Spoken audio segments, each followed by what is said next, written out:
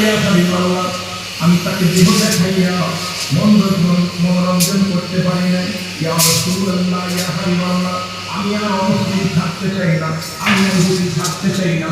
ইয়া রাসূলুল্লাহ, ইয়া হাবিবাল্লাহ, আপনার ইসলামের মধ্যে এত শান্তি, ইসলাম যেন আমি সতীত্ব পাওয়া যায়, ইসলাম যেন আমি সতীত্ব নষ্ট করে না, ইসলাম যে পৃথিবীর মধ্যে কলঙ্কিত নয়। ইয়া রাসূলুল্লাহ, আমার বুঝতে বাকি নাই, আপনার যুবক আমাকে প্রমাণ করে দিয়ে গেছে।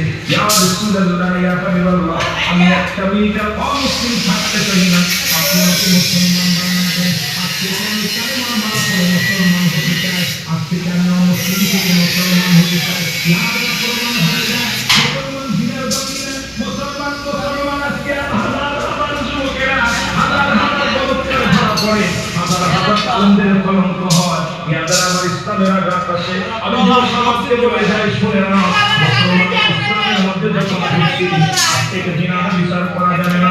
যখন কালেমা পড়েছো লা ইলাহা ইল্লাল্লাহ, নাই করে ইল্লা এক আল্লাহ ছাড়া, মুহাম্মাদুর রাসূলুল্লাহ সাল্লাল্লাহু আলাইহি ওয়াসাল্লাম, যখন আপনি কালেমা পড়ে নেন, আল্লাহ ছাড়া কোনো মাবুদ নাই, আল্লাহর প্রেরিত রাসূল রাহমাতুল লিল আলামিন, আজ থেকে তখন আপনার জীবন বিধান হবে না, আপনার জীবন বিধানে প্রমাণ করবে আমার নবীর আদর্শ, ইসলামের আদর্শ, কোরআনের আদর্শ, হাদিসের আদর্শ। আজ থেকে জীবন গড়ার জন্য সবকিছু ছেড়ে দিয়ে চলেন, সত্যের পথে চলি, ইহদিনাস সিরাতাল মুস্তাকিম, সরল সঠিক পথে জীবনটা বেছে নিই, সেই পথেই কুরবানি